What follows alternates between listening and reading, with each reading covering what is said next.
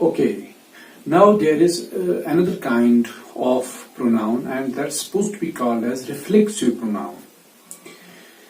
This word is also self-explanatory. It is reflecting something, okay? It's reflecting something. Suppose I write a sentence over here. I ate food. I ate food myself. This sentence. I here is actually by nature it is pronoun, and ate is verb, food is noun, and myself is also pronoun. And I is the subject of this very sentence, and I have to take into consideration. So if it is pronoun and this is also pronoun, what is the difference between the two then? Both the two are pronouns. The only difference is this, that I, since acting as the subject of this very sentence, is categorized as the subjective or nominative pronoun. And this myself is actually reflecting I. It is actually reflecting I. It is the reflection of the I, we can say. It is the reflection of the I. Okay? In layman's term, we can say that this is the object and it's this shadow, reflection. That's why it's, and this is one thing. It's only one thing, okay? It is referring, this and this is referring to a particular person, to a single person. Okay? In nutshell, we can say that this is the reflection of this very pronoun. This pronoun is the reflection of this very pronoun. That's why it has been given the name reflexive pronoun. Okay? If you want to develop the reflexive pronoun, then what we are supposed to do, the first thing is that for first person and second person, we are supposed to add the word self to the possessive pronoun of those very, persons, first person, second person. For example, it is my. So what will be? Myself. Okay? Our. It will be ourselves. Self or ourselves. Okay? Similarly, you, yourself,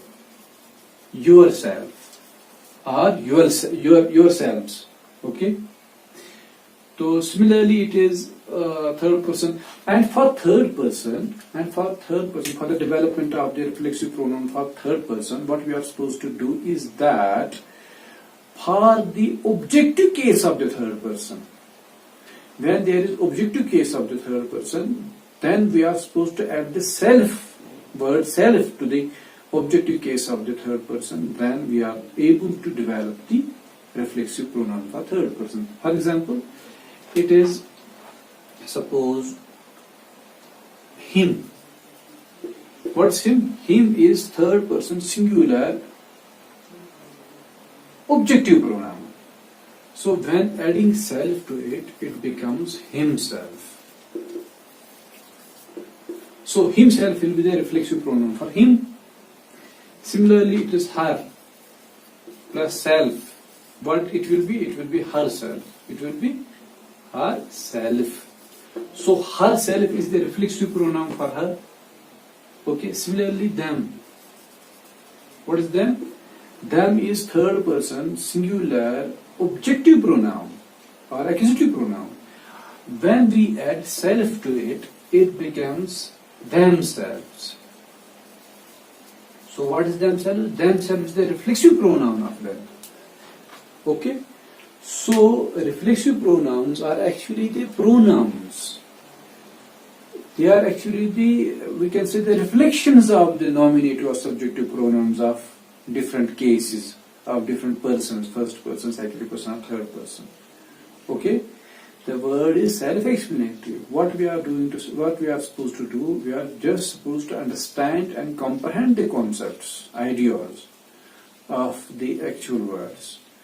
We are not just supposed to pursue the definitions and memorize the definitions only. Okay? Because that's creating problematic situation for we people in understanding, in proper understanding of the words. Okay?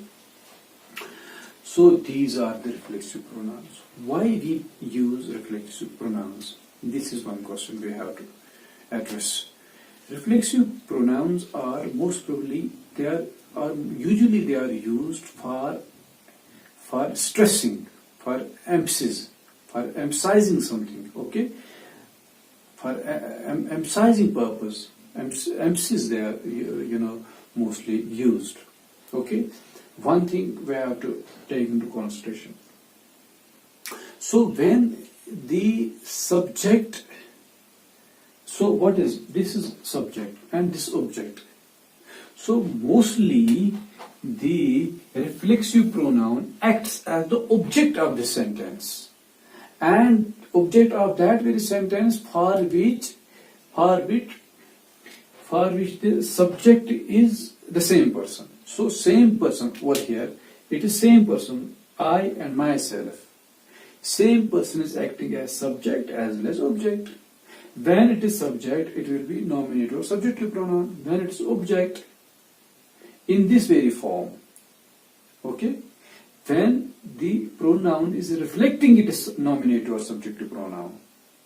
Okay? And acting as the object of the sentence, then we call it as reflexive pronoun. Okay? So reflexive pronoun is the objective case of it is same nominative or subjunctive pronoun, we can say. Okay, so this was something about what it means to reflexive pronoun. So reflexive pronoun we discussed personal pronoun as well, and actually I just wanna give the broad understanding and comprehension of this very part of speech, and for definition purpose there are books you can memorize the definitions there, but I have felt this very need in myself that the student community and as well as the teacher community is mostly confronted by this very situation, that they are not able to, they don't have the proper clutch and understanding and comprehension part of the grammar. That's why I'm trying my level best to lay a great stress on the comprehension part of this grammatical structure of the language, English language. Okay.